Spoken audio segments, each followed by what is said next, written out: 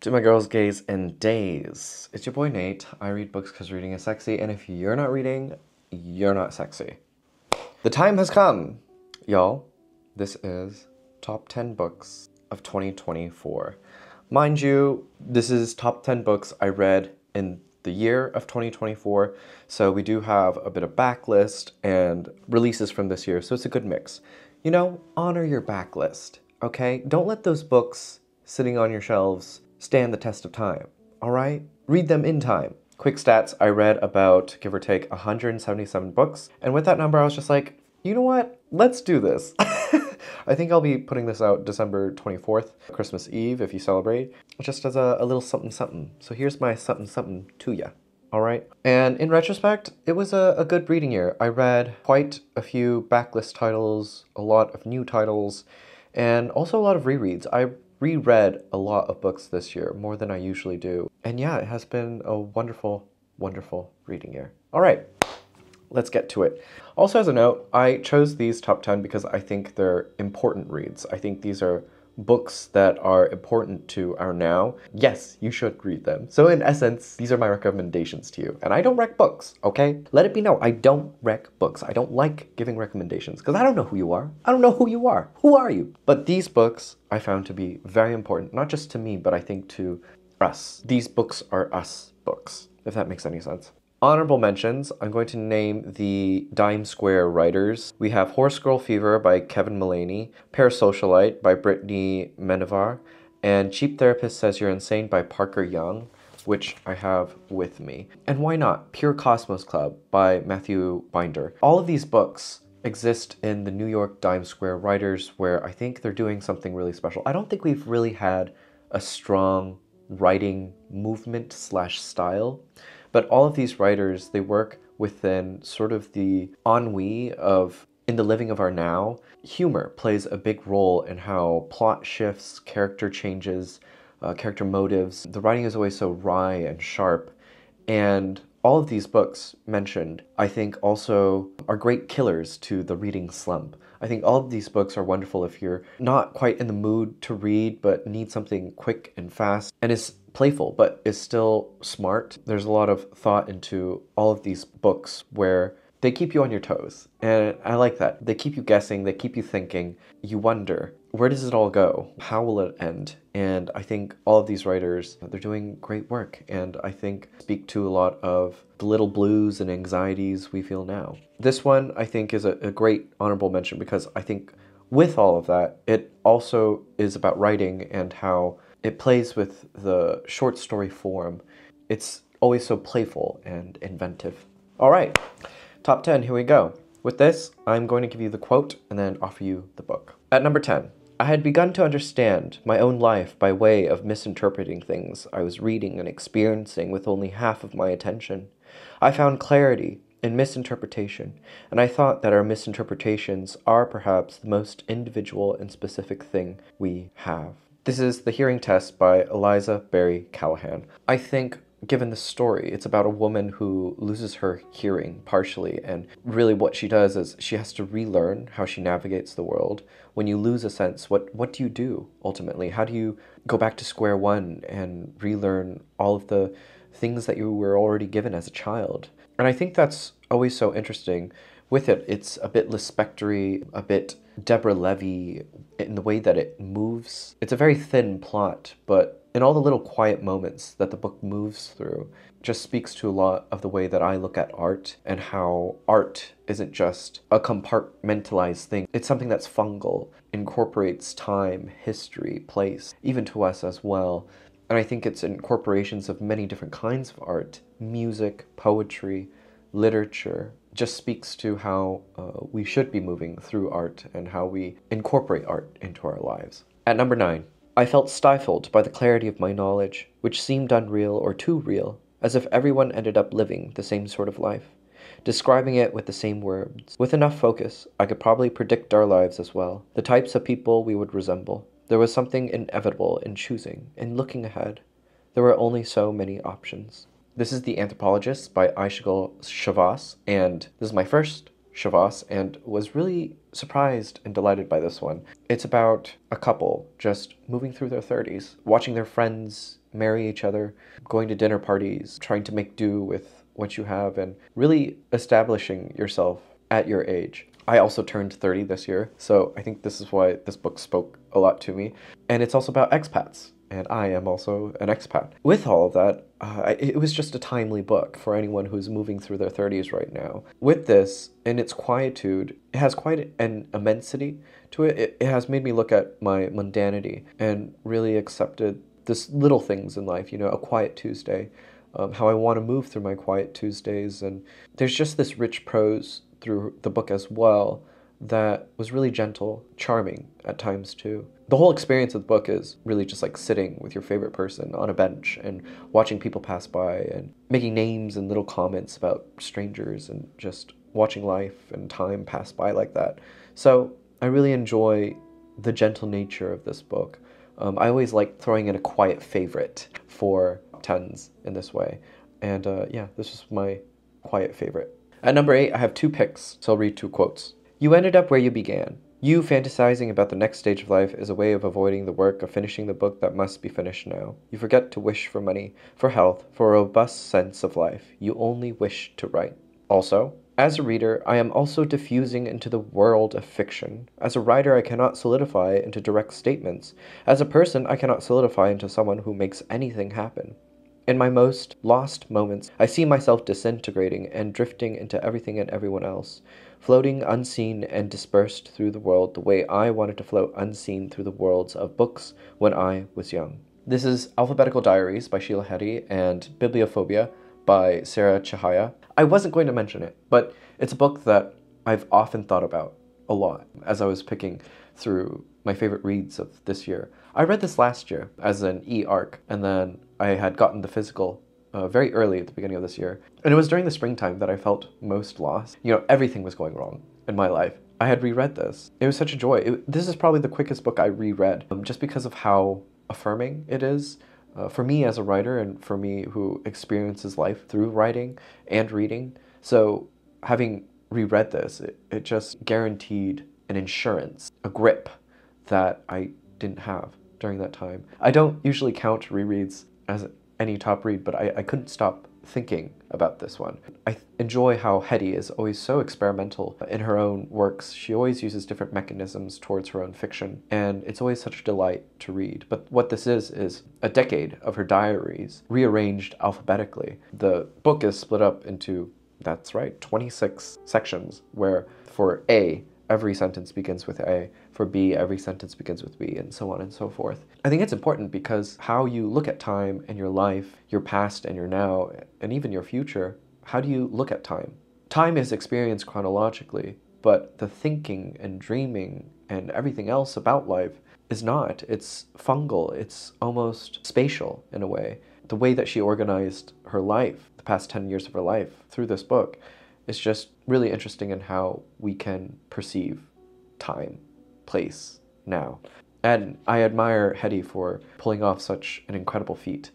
It feels rich, concise, ambiguous, yet done with such creative writing that it makes me feel better insured as a person and as a writer. With that, also, Bibliophobia speaks to the fears of being a reader and a writer and being afraid of books and literature. And, you know, I'm one of those people that are afraid of my never-ending TBR just like falling on top of me. But also all of that work, all of that written work, I myself as a writer am always terrified of like not producing what I should be producing, but also like in count, like how many books can I produce and if it will ever measure the majority of my life or the way I want to think about life. And I'm always afraid of that.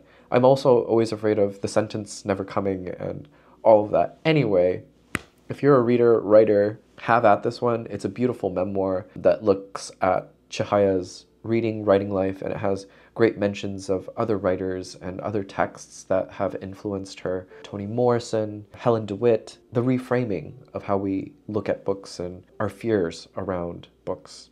At number 7, But it was a dream of life past, not life to come. Life present, rusty magnolia leaves, lichen-crusted flower pots, the hum of bees, steady in the hot afternoon, and the faceless murmurs of the funeral guests, mud and slimy grass, under the cracked garden brick she'd kicked aside. Harriet studied the ugly spot on the ground with great attention. Astir, it were the one true thing in the world, which, in a way, it was. The Little Friend by Donna Tartt. For the longest time, I put this off because so many people have told me that this was the worst Donna Tartt. What the hell were people talking about? This is the best Donna Tartt that I've read.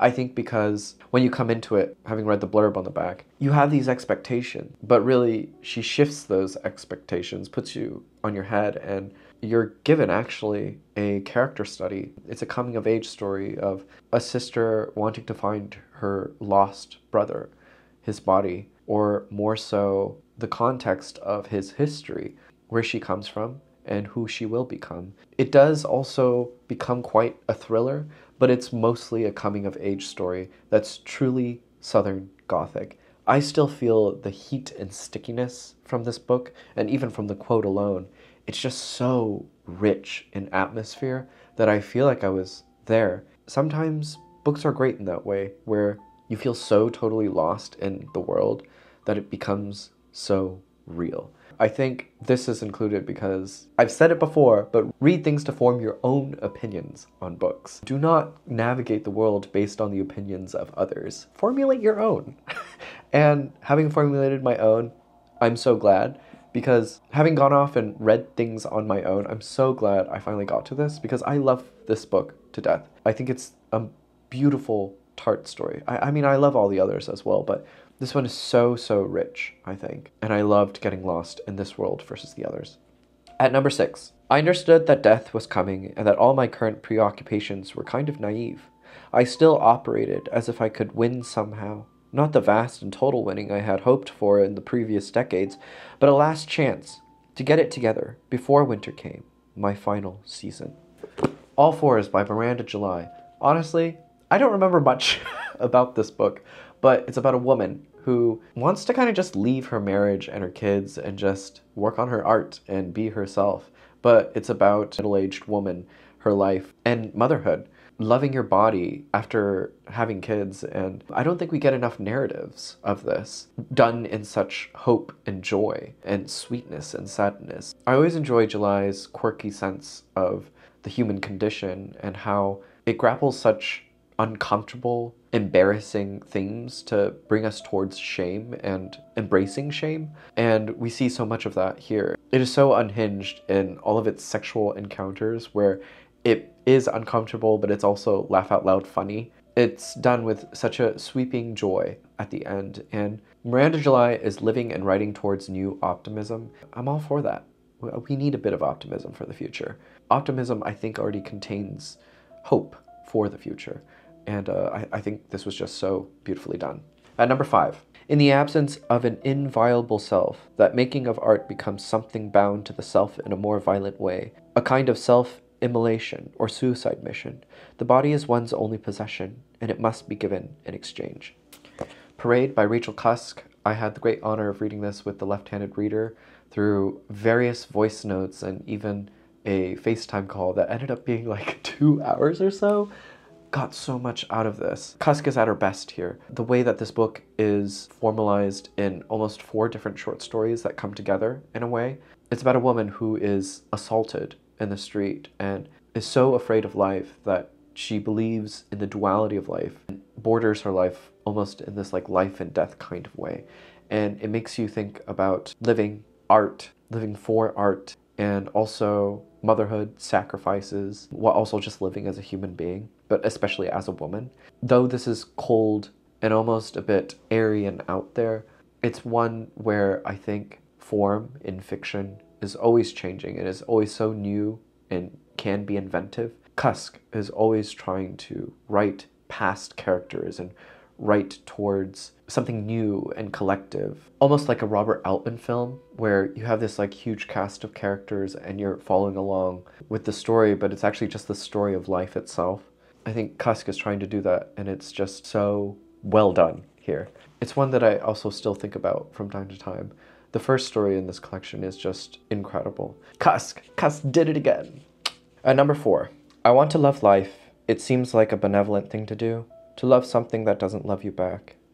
Yet what have I attempted to do, dear life, but find the will to live?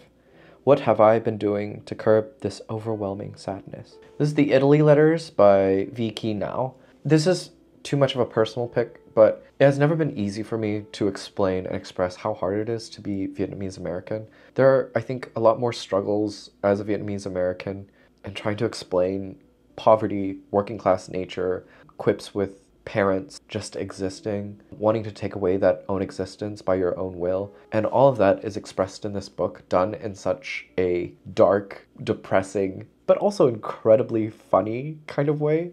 The juxtapositions of so many different emotions running through this book just really made a huge impact on me, but also my personhood as a Vietnamese American.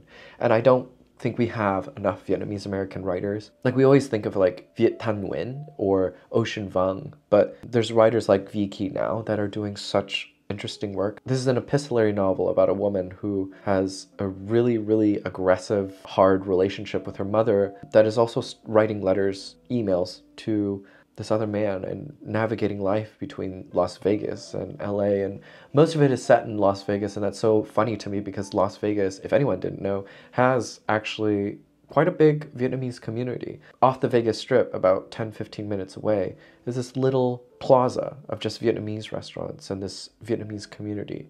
And I think Las Vegas, in all of its alien, hedonistic ways, the Vietnamese experience and people having lived in America, I think, is also that. The very idea and physical space of Las Vegas is much like the living experience of my own making, of who I am. And I've never been able to like truly express how it is to be Vietnamese American. It's such a really strange experience in contrast to like all of my other peers who are Asian American. This one is just personal. It's a personal pick. And if people don't get to it, that's totally fine, because more for me to love. Incredible work in how it sways between different emotions to evoke this raw sense of living that I don't think we get enough of in literature. Really appreciate Vicky Now for putting this work out, because it hurts a lot still. It pains me to be Vietnamese American. It pains my parents. It is just also just a huge stain on history. All the ways in which we worked hard, really, to be here and to exist. At number 3, getting close here. No one misses what they didn't know they might have had. Loss only hurts when there ever was a possibility. Rejection is not one way, and always comes paired with its opposite. For rejection to be settled, first you, the reject, must hear and comprehend and accept. Y'all, Rejection by Tony Tula-Temute. Oh my god. Incredible collection of short stories that all interweave and speak to each other, with an incredible ending that is experimental in form because it plays with the idea of rejection, who Tony is as a writer, and this work itself. No words, really, other than everyone should be reading this. It is the book of our generation, how we navigate political correctness, actual feminism and fighting for rights. Like, what does that mean? Like, what do you actually stand for? Representation as well. Like, what actually matters when it comes to the self and projecting the self. All of those things just done so well. It makes you so uncomfortable to be human and to exist now. Tony's writing just like creeps under your skin and like tears it off. I felt gross reading this. I felt gross just being, and it made me really uncomfortable. It made me really think about like what I actually stand for and who I am and how I present myself to different people and online versus offline. And I think it's just so incredibly done. It's smart, it's funny, wry, and everyone should just be reading this. That's it. Final note. Everyone, please read this. One book for 2024, or bring it into 2025, Rejection. Please do this. Number 2. My shame floundered about for refuge. The best hiding place was love. The Bluest Eye by Toni Morrison. I had the great pleasure of reading this as a buddy read with Modern Ajuma. 사랑해. God, y'all, this was her fucking debut. This was her debut. And it astounds me that, like, of all of the, 2024 debuts that I read this year, God, y'all, go back to your MFA or just go hide and write, like actually write, like read the greats and then get to your own writing and think about writing. I don't know how she did this. I really don't, because, you know, I've read later Toni Morrison, but this one, though it's still rough around the edges, it's her most angry work, but it's her most honest work. But it's about this little girl who just wants to be white. And you see all the problems with that, containing family, race, class, gender, and comparatives, jealousy, all of that between friends. I'm always astounded by Morrison's work, and it's done in so few pages. Like, how do you get away with something like this? Every time I think about Morrison and her writing, I think I'll never be able to achieve great literature like this. But this is your sign. If you haven't done Morrison, please do Morrison. I feel like everyone always says it. It's just like, oh God, I meant to get to Toni Morrison, but I never do. You should. You should. And this is a wonderful place to start with her work. And it's her debut. And when you look at her debut and her other work, you understand why she was the greatest writer of our times. This one I still think about because of how much it hurts. If anyone has ever grown up the experience of being a banana or a Twinkie, I think you'll totally get this book. And it hurts. It'll make you angry, it'll make you sad, and it really hits home. More Morrison for 2025. Don't worry. Love Morrison. That's it. Okay, top book of 2024, y'all. Number 1, I wanted to pare myself down to a simpler existence, just as I had while I'd still been alive. I was determined not to be afraid of anything. I am so dumb. You can totally see it. It's right there on the table. Yikes. Major yikes. Quite anticlimactic. Anyway, y'all, it's Human X by Han Gong. She won the Nobel Prize of Literature. I think also with the political climate here as well, with the recent impeachment of Yoon Suk-yeol, the former, I guess you could say now, Korean president, speaks a lot to the world at large. When we look at also Gaza and still the war in Ukraine, how is that still going on? Someone tell me. Like, I've made this note before, but I think it's so silly that men in power continue to try and work out problems by killing people. We live in 2024, soon to be 2025. Why are we still, at the cost of innocent lives, must men work out their problems and issues, not by speech, but by killing people? That astounds me. That astounds me.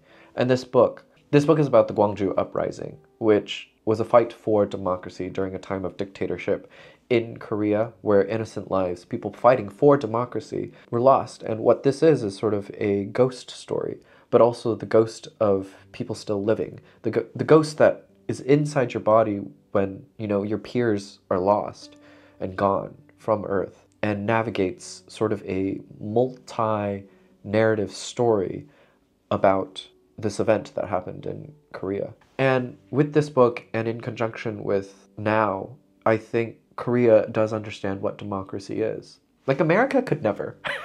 I think because martial law happened in Korea, all these people, party members who hopped fences, and even soldiers who are quite lenient and laxed when all of this was occurring, so passive, speaks to what democracy means and how important it is. First and foremost, it's freedom. When the president declared martial law, a lot of people, in fear, panicked, but also understood that, like, no, democracy is something that is so important in the collectivism in Korea.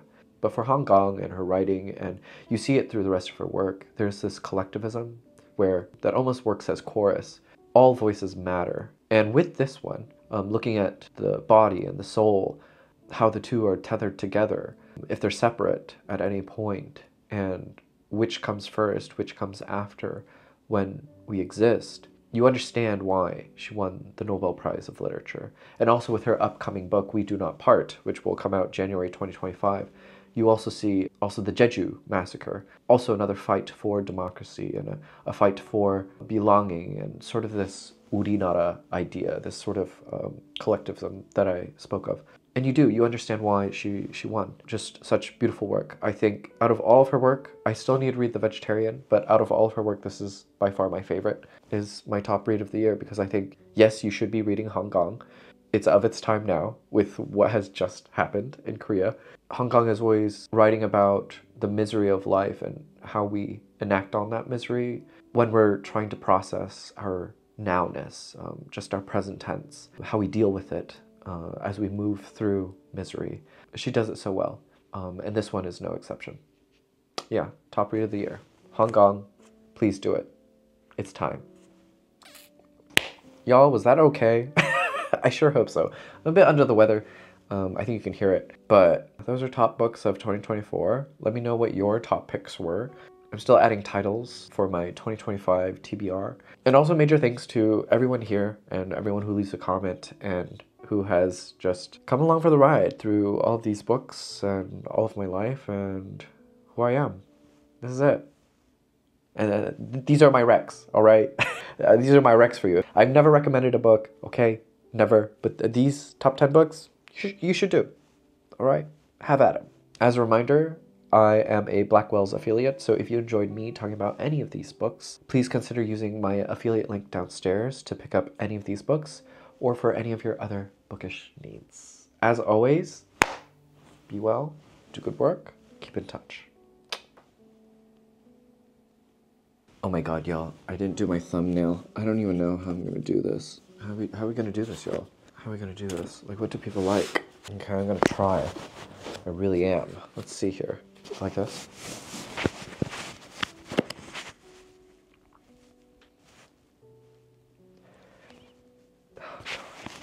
Okay, wait. Let me see. Or like this.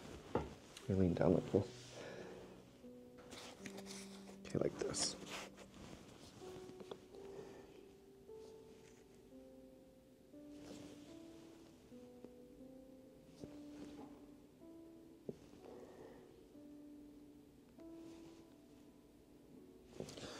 How was that, y'all? Oh, hear me holding my breath? God.